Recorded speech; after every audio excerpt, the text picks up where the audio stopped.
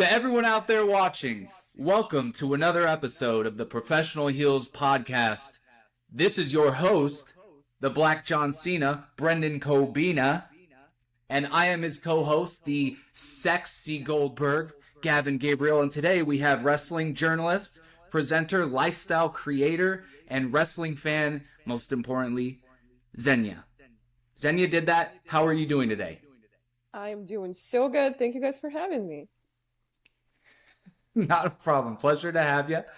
Xenia is actually the second woman that we have had on the podcast. So this is a groundbreaking moment for us. And you're actually friends, or relatively close social media friends with Heel Liz, who we had not too long ago. Yeah, we're not just social media friends. We're real life friends. So love Liz. She's awesome. There and you go. You guys have to step it up. What do you mean just two women? You have to, bridge that gap. We're working on it. Hopefully this is the interview we have that breaks that ground, that being one of the humbly one of the biggest names in the internet wrestling community. Xenia, you are. Can you go ahead and tell us how you Oh, we are, I promise. We'll do this. Firstly, if you want to go ahead and tell us a little bit about yourself, how you came to build your brand, and what you got going on currently.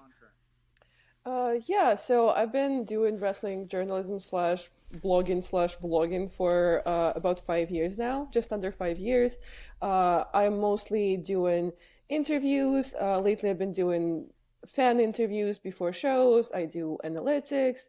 I also used to do all kinds of adjacent stuff like unboxings. I'm also a wrestling figure collector, and I used to do vlogs, but lately I've been concentrating more so on analytics and on, more high production value stuff. So check it out on my YouTube channel, youtube.com/XeniaDidThat. In terms of lifestyle, I also do a bunch of food videos. We did a video with a sushi stand that was founded by a Michelin star chef. I do a lot of fashion stuff. I love fashion. I also love traveling. I have a series where I do like mini vlogs where I spend 24 hours in a city, and I kind of show you guys what I do there, what I eat again, where I shop, all this kind of stuff. That's non necessarily wrestling adjacent. But yeah, I started my channel, like I said, about 5 years ago. It was something that I had been thinking about for a long time, but just couldn't really pull the trigger. But then I finally decided to do it. And, one thing that a lot of people ask me is like, oh, how do I know what to film? Like, I want to start a YouTube channel, but I don't know what kind of videos to do.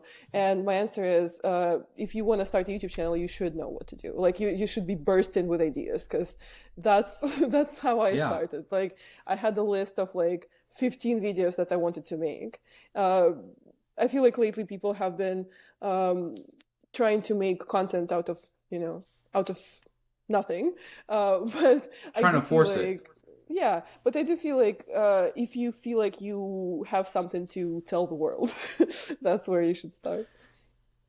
Exactly, and being a jack of all trades, I think the way you do it makes it easier to show like the authentic you, because you're showing the things that you like, the things, your hobbies, your interests. Like, it's easier because it's so easy to see through like the fake and the forced and the scripted through social media. So I think if you're doing a little bit of this and you're dipping your toes, you're seeing what works, you're seeing what you like and what you're good at, and ways to go from there. It's easier to show your fans, your fan base, the real you. Definitely. And it's so interesting that you say awesome. That, because my channel and my YouTube and, my Instagram and just my social media work has also helped me work through, some personal issues, I guess you could say, because I used to be super self-conscious about my accent. I just could not stand hearing myself talk. I was self-conscious about English not being my first language. But then, and it's also so about role models too, because say Cut Media has a super talented producer director who has an Arabic accent, and then Alex Koslov does commentary for New Japan Strong with a Slavic accent, and it's just so important to see people in the media who are like you, and it kind of helped me creating content, and having to listen to myself talk and editing those videos has really helped me, and it really helped me embrace my own identity too, and like you said, really come to a conclusion that if I'm going to create, it's going to have to be the real me and the authentic me. So I think the give and take of that kind of just helped you become comfortable in your own shoes and Absolutely. make that your image. Yeah, definitely. And it's, it's even more so true with someone who is not necessarily, say, a worker, a wrestler, performer, where you could, have a gimmick, which I have managed wrestlers before, and that's where I have a gimmick also. But when you're putting content out there that has to do with your personal day-to-day life, there's only so much of a show that you can put on. And it always, it's always obvious, and it's never attractive. People want real people on their screen. I get that. I get that. Brendan, whose apologies is having technical difficulties. We often talk about he kind of came to light as the Black John Cena, being a meme, and he had like these frustrations that like he would get recognized for it, but he would only get recognized for that. So like once like they heard his accent or they like all this different stuff that like set him apart from John Cena, he was like, I'm my own person. And like we've talked about him kind of embracing the gimmick, but also making it yourself kind of thing, Yeah, which is I awesome definitely that you get guys that actually because kind of have a very I'm friends with some like creators and like super fans in the community. I'm really good friends with Brock Lesnar guy, who you might know and might have heard of. yeah. And he very much experiences that where people only see him for for that meme. And I've definitely been at shows with him, and people like yell at him, and it's almost dehumanizing. We were like walking through Yeah. a venue one time, and someone yelled at him and went like, "Do you have a job?" Like that's just rude. Like people, a lot of people also know me only from seeing me like on TV at AEW shows. Like I would have people like say hi and be like, "Oh, you're at so many shows," and they're unaware of my work and they only saw me on TV. And I also had someone, I think, like comment on the internet, like, "Oh, it's that blonde feminist Slavic girl, like trying to be offensive," and I'm like, yeah, that checks. Like those are all things that I am. There's nothing offensive about Okay. that. So for the fans or the people who only know you as the girl from AEW or the from pro wrestling, what would be the first venue aside from wrestling that you would suggest someone to check out? Your life, as far as your lifestyle stuff or your food reviews, like Yeah. where should we start? I would say definitely my food videos. Like, if there's any other passion that they have, like second to wrestling, after Yeah. wrestling, it would definitely be food in all regards. I love to cook. I love to eat. I love to explore different cultures through food. I like to think that I'm adventurous with food, Okay. and I try to stay open-minded, and I love talking to people about food, like in different cultures and their culture as opposed to my culture, and I always respect and love a person who is never like, "Oh, you eat this, ew," who's like, "Yeah, it's a different culture and it's a different thing and it's beautiful, and we should be willing to try, especially if you're in the country," because I have been to quite some countries. I have been to 20 countries. Okay. And food for me is definitely a means of exploring other cultures and a means of experiencing the world. And like on my channel, like I said, I keep mentioning this video because I'm really proud of it. I think it's a really great video. I made Yeah. a video with that Michelin star chef, this with the sushi stand, and he has his like secret marinade for the rice, and it's just absolutely incredible. And I have some cooking videos where it's a bit of a tradition at this point. I do I cook traditional salads from my culture for New Year's every year. And I have Okay. those videos on my channel too. So I would definitely advise that you check out my food stuff because it's a love that I have. Like when I say, like, I don't treat the word love lightly. Like I just, Okay. I love wrestling and I love food. And it means that I have this like innermost feeling for those things. Okay. Okay. I respect that. I respect that. What? Two-part question. What is your favorite food then to make? And what's your favorite Okay. food? If it's like of a spur of the moment and you're like, I'm gonna go grab lunch. Like, what's your favorite food to make? What's your favorite food to just get to enjoy? Ooh, okay. My favorite food to make, it's definitely like it wouldn't be something that I would be making on a daily basis because it has to be special. Like probably Okay. it's a salad. It's called, but it's like one of those. It's kind of like Minnesota salads, where like it's a salad that's not really a salad, but it's a Russian salad, and it's called Olivier, and that's something that we make for New Year's every year. And Okay. for as long as I remember myself, it's like a bonding experience with your family where you wake up in the morning, New Year's Day, and you start making all this food for, the spread for everyone. And you're pretty much just like dicing so many different things. Like it's just endless dicing for hours. And Okay. you watch Christmas movies and bond with your mom, talk to her and, crack jokes. And I think it's more so the experience and the childhood memories tied to The it than the memories, food yeah. itself. Though I do love the salad itself too. That's probably the favorite Okay. thing to make because it's just so special. I don't think I've probably ever made it like outside of a holiday setting. But um, there's no blame in that, no fault to having, yeah. the ties to it, being in childhood, And in terms like of for my just like, mom, she cooked a lot of Hispanic food. oh yeah, Christmas time it's anyway, like yeah. So it was it's like same interesting thing. too because a lot of like American foods that Americans, like North Americans, grew up with, I didn't grow up with. So for me to even like learn to make mac and cheese, learn to make potato salad, which I have, and like tuna salad, chicken salad, like it's all stuff that's so mundane for North Americans, but for me it's new and it's cool, and it was a learning experience, and it was me experiencing the culture when I learned to cook those things too. And I, of course, I don't think I'm doing it like 100% correctly, but I've definitely tried to cook like tacos or like something like that. It's like I said, it's a means of experiencing the culture, which I don't, you know, I'm not perfect. I don't think it's 100% correct all the time, but I Yeah. try. But the trial and error has to be part of what's fun with it. You try a new dish and you make a new dish and it's maybe just a little too salty or a little too sweet and you think about like Yeah, the ingredients you'll add or take out next time kind of thing. So you have that yeah. excitement It's a for it's an next time it's I a make learning this, we're gonna experience. I love that. I love that. Yeah, because Um I when I and started my cooking series on my channel, it's called Did That Kitchen. yeah. The first three episodes were the concept was shareable snacks that I like to cook whenever like my friends come over to watch wrestling. And one of those things was nachos, and it was the way that I remembered, like, because I spent a chunk of my childhood in Spain, and it's how they used to make it there at the cafeteria by the beach where I grew up. So it's by no means like a super authentic Mexican nachos.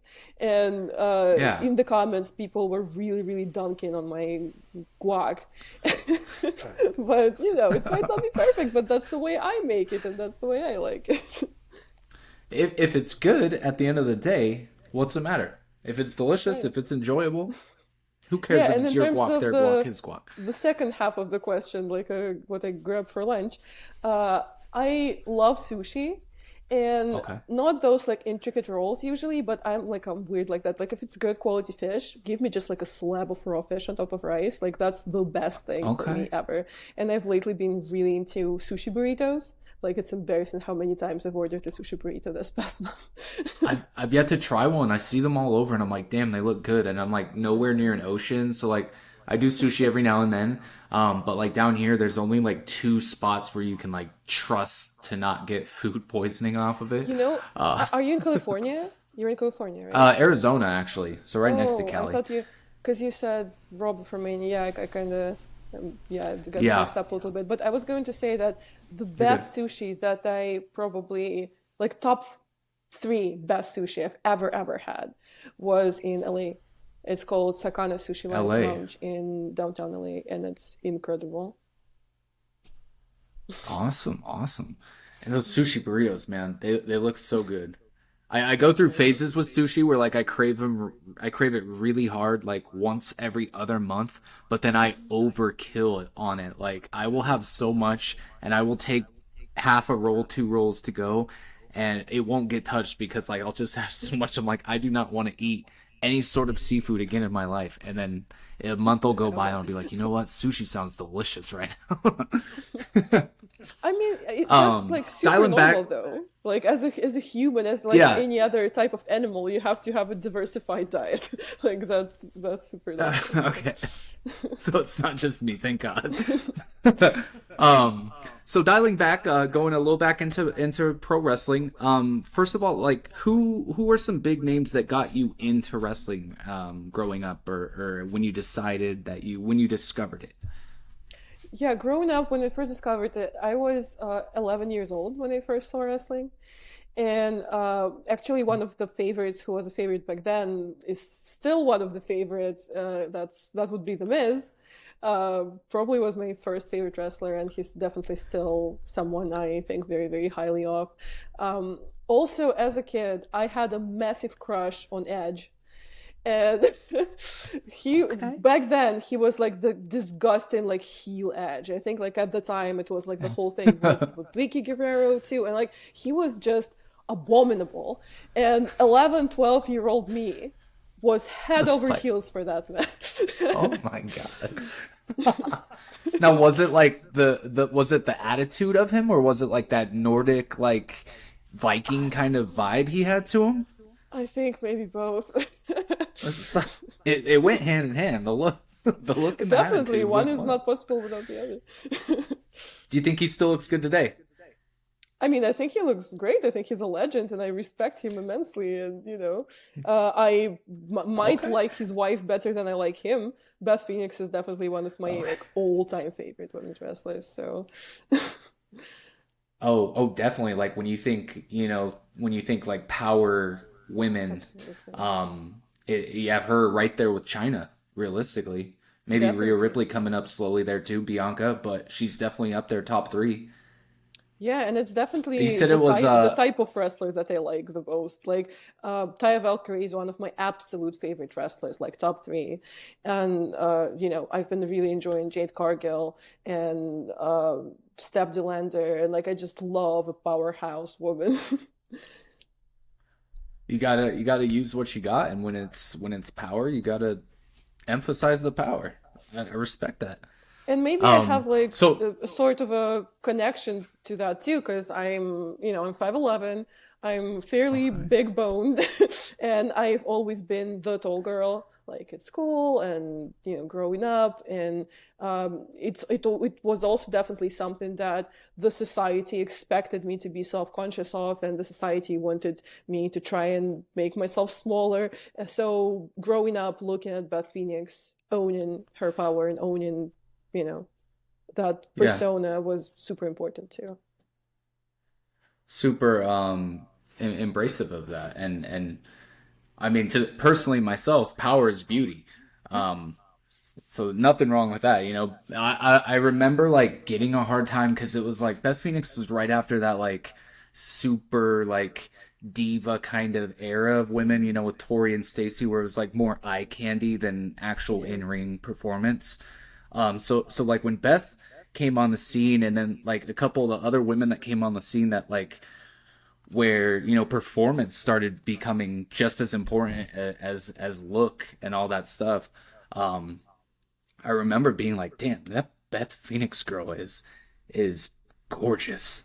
She's beautiful."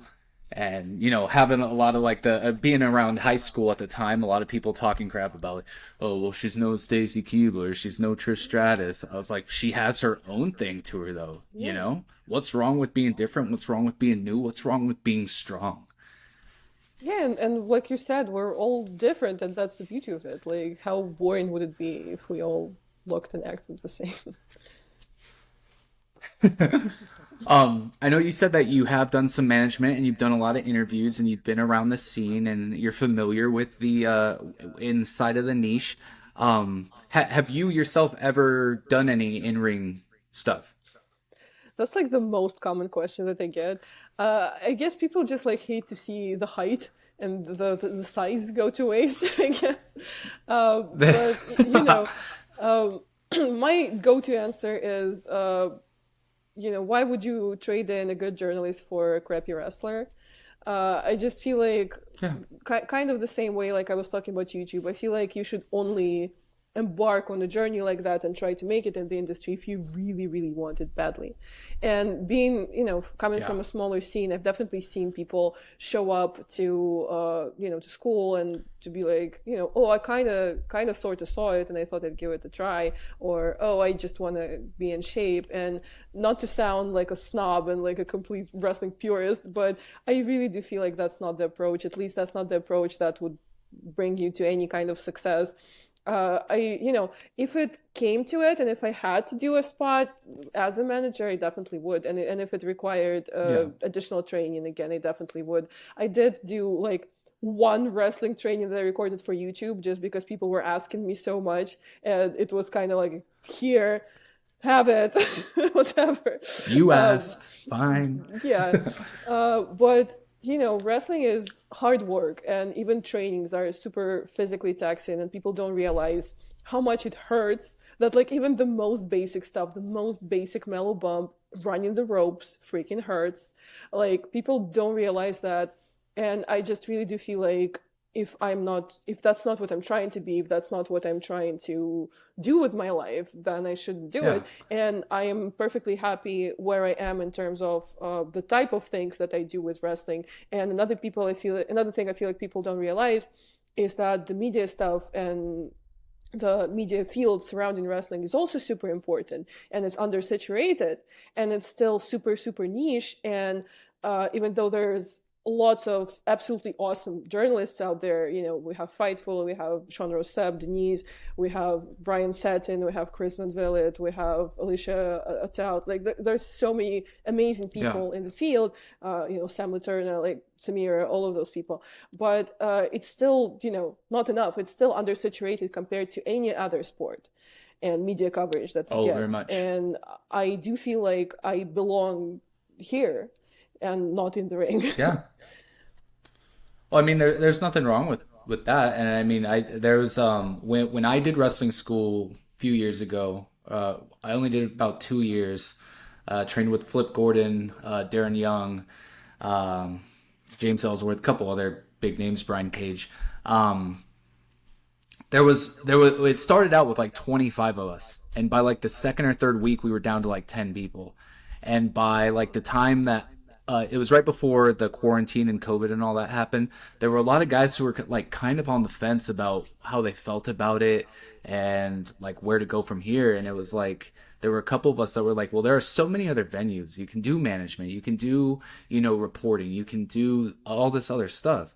And there were these people who like you could see that like in their eyes almost like this dream they had of being in the industry, like breaking, like their hearts breaking about it because they weren't cutting it, or physically they felt like they couldn't keep up, and they were like acknowledging that maybe it wasn't for them. And I think it does get lost in the shuffle. A lot of people think that it's either you're in that ring, you're performing, or this isn't the industry for you. And also, even though refereeing or managing or valeting could be like a second path for someone who maybe is not going to be a wrestler, I don't want us to position it this way or people to think this way that it's the worst option. Like it's perfectly okay to just want to be a referee. It's perfectly okay to dream to be a manager. Like it's not something that people Yeah. do when they don't succeed at being a wrestler. Like it's a thing in itself. Those are also respectable positions, respectable jobs, and they're just as important, just as hard as being a worker. And it's like I said, it's not necessarily something that you do instead of being a wrestler. Yeah. Oh, they should be on the same level. Yeah. And especially in the social media age where like even being, the Brock Lesnar guys and the Frank the Clowns, like there's another layer to being like a Frank is a super wrestler though. fan. Oh well, yeah, but like being a personality that like even though you're not known for your in-ring work, there's nothing to be ashamed of. Yeah. Especially like you said, You know, especially in it's like the age of media and entertainment. It's so yeah. funny that you mentioned Um, Brock Lesnar guy and Frank the Clown. I have a funny story about them both. Uh, So we Go were ahead. in we were in Chicago for a pay-per-view. I think it was Full Gear or All Out for an AW pay-per-view. And there was a GCW show that same weekend where they did like the War Games type of thing with the two cages. And that was when Matt Cardona was the GCW World Champion, and Okay. he had open challenges at every show. And me and Brock Lesnar guy were driving to the show, and we're kind of talking about how Downstate, which is the great band that did entrance music for Cody Rhodes, for Miz, for Ziggler, just great, amazing guys. They did entrance music for Frank the Clown also. And we Okay. were listening to that music, and we were kind of like making jokes like, hey, we're in Chicago, like what if Frank the Clown challenges Matt Cardona for the title? And we get to the show, Matt Cardona is in the ring, he's cutting the promo, it's time for the opponent to appear. And Frank the Clown's music hits, and Frank the Clown is there. And me and Brock Lesnar guy are the only two people in the venue who just freak out. We run to the ramp, we take all the pictures, we're like yelling his entrance music. Because it was just so funny that we were like joking about it, because in our minds it's like there's no way this is happening. But Yeah. here it was. It was a squash, Eh, but he put out his best. I mean, and it sounds like he kept it relatively under wraps. That's Yeah. if y'all are pretty close, but like that's the kind of thing where like so I did extra work for like I was security for like a relatively big match that we had down here.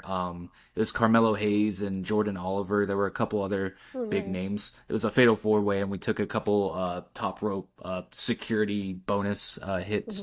Mhm. But like the we did I had two official matches. One was for a birthday party, one was like a pre-show for an actual show, and there was like 20 people at this birthday party. But my one of my best friends and then my mom was there. And like just hearing that, like they didn't know I was going to be in the ring, but like hearing that from one person, like the one person that you want to hear it from, was like just enough to get that adrenaline going and the joy of it. Um, that I could only imagine like what one of these big pops would sound like this the Puerto Rico show that like WWE just did, or like some of these smaller shows, or the indie shows, Ring of Honor, Japan. I would love to experience like the feel of like Yeah. some of that electricity when like your music hits on the way up. Like maybe you're not a fully known pro wrestler yet, but just like that electricity would be so awesome.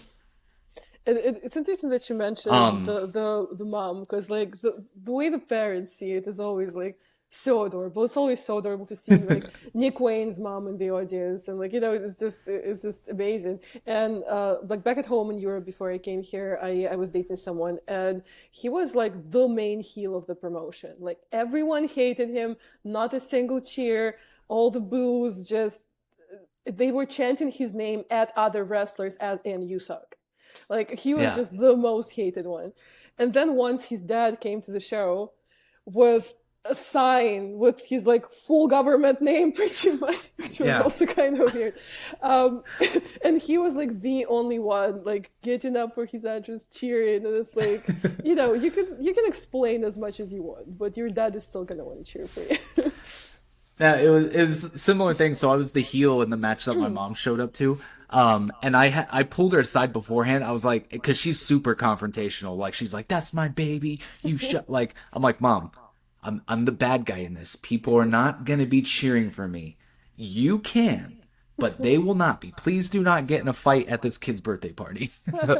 And it was like even afterwards she's like, I know that that's how it was supposed to be going, but like it brought this like rage in me. So I can only imagine how some of these pro wrestlers parents feel when you have a packed arena booing your baby boy. Yeah. And oh, it's got to be fun. So as far as like your your interviewing and being reporting, what are some big names and what are some of your favorite interviews that you've gotten to do? I mean, some of the bigger people I've interviewed would be Dolph Ziggler, Katie Forbes, Best Friends, Matt Sydal, a bunch of AEW people. Uh, it's hard to pick one favorite because I think I've done Yeah. 40-ish interviews. I think in Okay. reality the number is bigger, but like not everything makes it to the channel, unfortunately. And like any journalist will Yeah. tell you that because sometimes there's technical issues, sometimes there is bad timing, sometimes it's just Sometimes the your host's person. internet doesn't work. Sometimes that. Sometimes sometimes the person is great but the interview just doesn't look good and like doesn't translate to the screen. Like I always feel so bad when I do an interview with a person, I don't release it, but it's almost never their fault. And Yeah. if I had to pick favorite, I would probably give like a very, very biased answer because of my personal preferences. But Okay.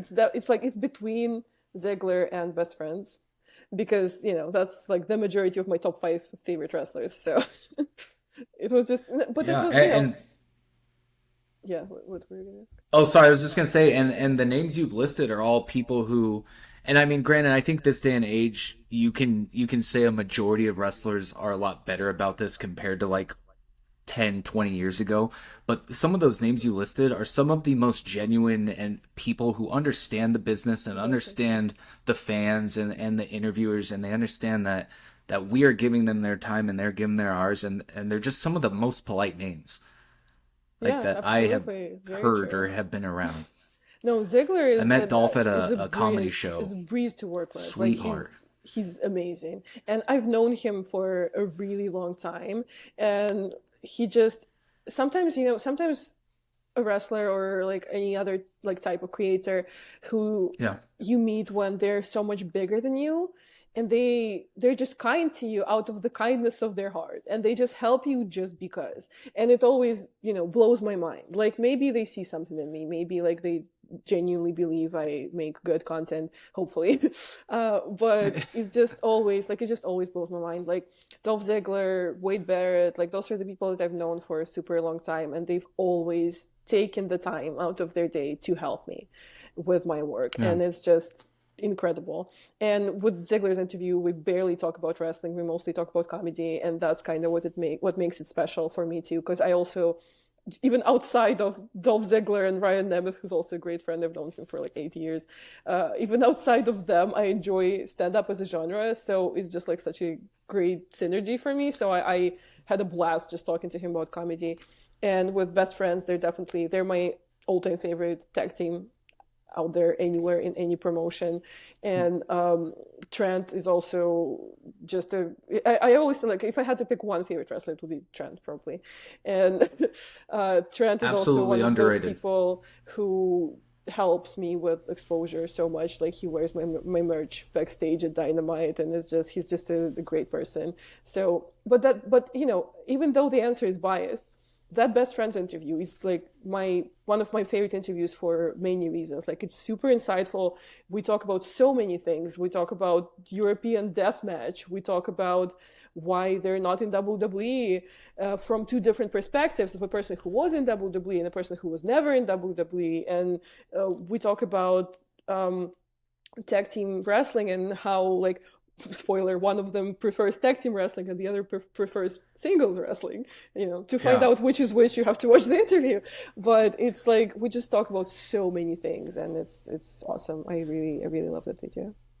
And I love that how you explain that with the best friends, how like in detail you got about the business to where like with Dolph you're like going beneath the Yeah. character and you're interviewing him as a person. So this shows that like either way you go that like there are a lot of really good wrestlers out there, and this like old school mean politic kind of locker room stuff is slowly starting to go away, which is awesome. I think the pro wrestling industry as a whole is definitely in good hands for the future. Yeah, and the way I say it is I do turnkey interviews. Like no interview is the same, and there's no basic Yeah. questions that they ask everyone. Like it always depends on the person, and it yields wildly different results to where some interviews would be like super like fun and goofy, like the best friends one, but then some interviews turn out super like dark and controversial because I interviewed Sean Dean and we talked about sexual assault in the army.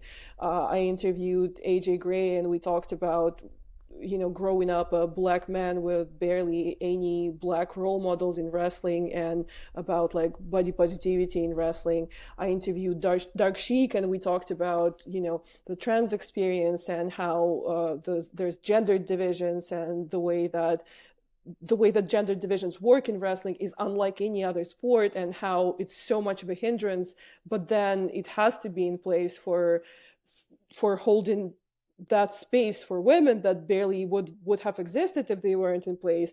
And I talked to Sean Rossap about rescuing cats and dogs, and like it always depends on what this person is passionate about, and like I was saying, what they have to share with the world. I want to be that proxy, and I want to be that person who helps them share it with the world. I did several interviews with Katie Forbes because we kept coming back to it, because we did the next interview where we looked at the comments to the first interview, because we talked about sex work, we talked about objectification, and we talked about how she keeps herself safe pretty much while combining wrestling and sex Yeah. work, and her own taking care of her own well-being also. And of course the comments were all over the place, and we had to go back to it and look even deeper into it. And that's the exact reason why I love interviewing. Like, interviews are one of my favorite types of videos to make, just because I love to dig deep into whatever that particular person is passionate about and whatever their life is like.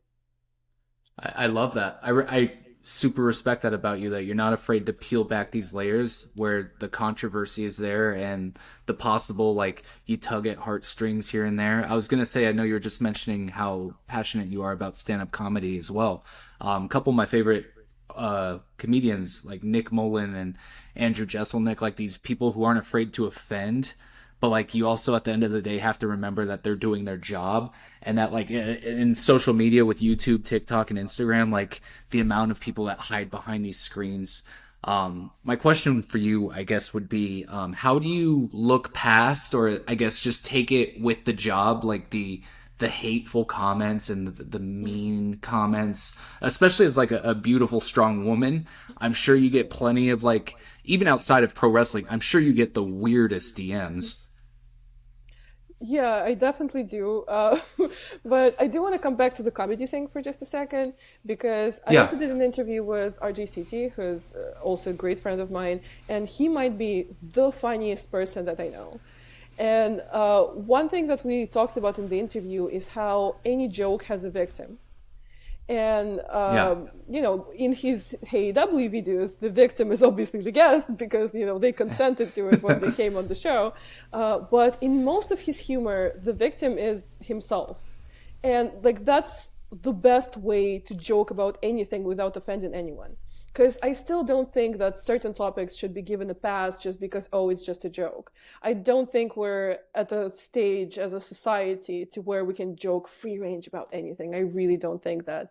And I'm kind of particular about that stuff as well with the comedians Yeah. that I like and that I choose to watch. But like I said, as long as you're the one suffering for your joke, it's all good. Uh, Going back to the comments, Fair enough. I definitely do get the wildest DMs. And not just DMs. I've made the mistake of Googling myself a couple times, and that did I go I well. can imagine. I found like Reddit threads. Like, I keep mentioning it because, like, if you're watching, just know that I've read those. Whatever disgusting thing you've said about me on the internet, I've seen it. I guarantee it to you. And it's just wild, because there's such like depersonification when people feel the separation from you, maybe because of the size of the platform you have, or maybe because they think they're hiding on Reddit and no one's going to read that. But when people think you're not going to see it, when men think you're not going to see it, they just say just the absolute wildest things. And on the one hand, it does come with the territory, but then on Yeah. the other hand, it shouldn't come with the territory. And that's why Very I much. post those things. That's why I post screenshots without covering their names. And that's why I share those like all the time on my social media, because I do feel like something that happens like in the depth of Reddit or in my DMs uh, makes them feel very differently when it's dragged into the light. And I want them to feel this way. And I want other men to look at it and see how unpleasant it probably feels to that person when that gets dragged out. And if I said it hasn't gotten messy, I would be lying, because it definitely has. Because I've definitely posted DMs from a guy that, like, my well-meaning followers unfortunately found his girlfriend and started messaging her, harassing her. So I had to, take that down. Yeah. And it gets messy. And, like, again, like I said, sometimes those people mean well, but sometimes it just gets blown out of proportion. Which Is it fair that she found out what he was saying? Yes, absolutely. But there was no need for, like, 20 men to just message her about that all in one day and at the same time. I would imagine that was traumatic. Um, like, in whatever I do, I have to assess it, and I have to try and not cause more hurt than good. Yeah. But I've read, like, graphic descriptions of how men would like to rape me. Like, I've read the most, like, weirdest like, Soviet themed allegories about sexual stuff. Like, it's wild out there. And, like I'm saying, like, it doesn't hurt me at this point. I've developed Yeah. somewhat of a thick skin, like, I really don't care. But then what I have to think about it is, what if there was someone else in my place who didn't have that thick skin? Like, that could be someone's final straw. Like, that, those things are just not okay to say about anyone ever in any context. And that's why I drag it from the depths of Reddit. That's why I post it. That's why I share it, because it has to be a teachable moment. It has to be something that has informal social repercussions. And Yeah. when it does have informal social repercussions, whenever someone says something like that, that's when people will stop saying that. And that's kind of what I'm trying to achieve by doing that. I feel that. I was raised by my mom and my grandma, and I have a little sister. So like, I definitely have growing up this soft spot for like the idea of like, especially how toxic a lot of men can be, for no reason to someone completely unprovoked, stuff like that. So I kind of learned to build the thick skin, and working in customer service for over 15 years. Like I know that there are good people and there are good people who do bad things that mean well. And it's hard to kind of divert which, one from the other sometimes. And then once you get into this creator kind of lifestyle, it's all bets are off. Like you were saying about the Reddits and stuff like that, the comment sections of some of these people. I know, like, especially with some of the young kids coming up who want to get into social media and being a creator or a manager, interviewer, anything on TV, internet. What would you have any advice for someone starting out to, like, a way to turn off the negativity, the outside noise? Oof, it's hard. I don't know, because it took a long time for me to get here. It wasn't Yeah. overnight. I wasn't always like that. Like it, and even now, sometimes there would be a comment that would just strike a chord. Like, you just can't Yeah. escape it. I guess you just have to keep telling yourself that it's not about you. It's about them. Like, whatever they're saying is them expressing their unhappiness with their life, and it has Their nothing to do pain. with you. And if there was any other person in your spot who would maybe be your opposite, they would still have something to say. They would still, say something. Like, to me, like, maybe the practical advice would be careful. Like, be careful, don't post your location while you're in the location, don't share too much about your whereabouts, don't share too much about your, like, family, maybe. Because to me, honestly, like, the scariest part is I would be reading those comments and they would be saying all those horrible things, and then in the same breath they would be like, oh yeah, I saw her at the show. And that really, like, planted that thought in my mind, where, like, it could be anyone. Like, they are not just, like, trolls, monsters from, like, this weird, like, digital Yeah. caves of the internet. They're people at shows sitting next to you. Like, you Yeah. never know which person that is. So be careful. You know, maybe, like, it's gonna sound bad probably, but, like, keep some sort of, like, a distance with people you don't know. Like, I always say, I'm always happy to meet viewers. Like, that, like, just makes my heart happy when someone comes up to me, tells me they watch my stuff, grabs a selfie. I really, really love it, and I appreciate every single one of those people. But, maybe be careful who you trust. Like, just basic practical advice. Be careful Yeah. with your location, with people you don't know, with information you give out, with places you go. Just, keep yourself safe. That's because it's one thing how it makes you feel, which is also super important, and like, there's a whole like mental health aspect that goes with it too. But most importantly, just take care of yourself. Yeah, this you never know a person's true intentions, even if you Yeah. think you do.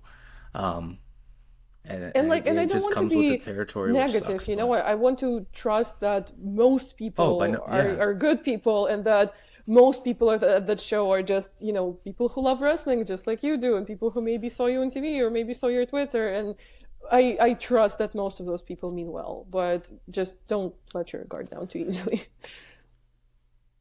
fair enough. Yeah. And thank you for sharing that with me. Um, Couple more questions, and I'll let you go. I don't want to hold you too long. Brendan kind of wasted enough of our time. I'm gonna give him such a hard time after this because he's literally texting me. Oh, He feels terrible, by the way. poor Brandon. We'll have to hopefully one day he can be at a more stable internet connection, and we can always run this back. Um, Touching back on pro wrestling just for a minute, I wanted to ask you, knowing that you are pretty deep in the scene and that you know people in the industry, and I always see the cliche Mount Rushmore of all time WWE or all time AEW. I want to ask you your Mount Rushmore of wrestlers that people probably haven't heard of yet. So some up and comers. For people that like if you're just getting into wrestling, you need to go check out. Or if there's a local indie show coming, you need to check out. Your Emily J's, your Yeah. let's see if I can even think of some Which names. Emily J is Your Alex definitely a Zanes, like mention there for sure. Emily J is awesome, by the way. Check her out. It's just, it's just hard to like to determine like you which don't have to narrow it people. down to four, but give me a couple Yeah, yeah, no, names. but like who like counts as someone that people probably haven't heard of? Because like it depends on like the level of your obsession with wrestling. Because like if I you guess that's fair. yeah, because like if you're purely a WWE fan, you might not have heard about Bandito, but like if you're deep into the indie scene, like you've definitely heard of like a lot of people. My God, let's see. Okay, I want to start with Brogan Finley. He's kind of like been in the scene for some time now, but I think he still counts as an up Hidden and gem. comer. Yeah, Yet, I'll take that. yet another Finley, and just as great. And he has a like very authentic style. I feel because it's not what you envision when you think David Finley, and it's not what you envision when you think Finley. Yeah, it's different, but it's Yeah. for how young he is. It's like it's super crisp, it's super technical, and he's tagging with Billy Starks as the Brat Pack, and they're just awesome. So that's definitely pick number one.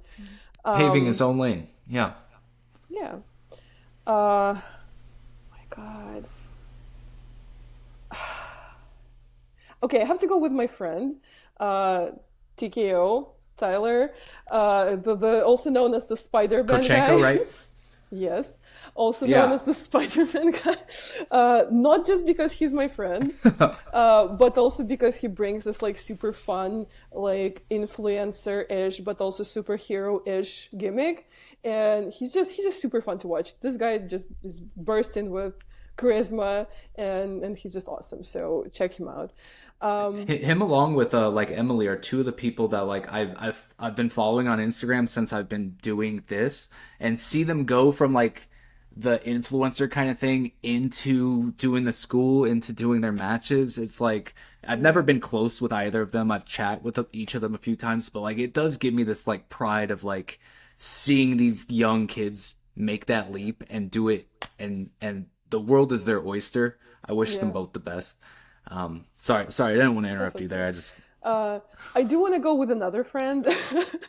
I'm like, that's by like all so means, no, biased. by all means. But she's actually from like my home scene. So if you ever want to check out international wrestling, this is your chance.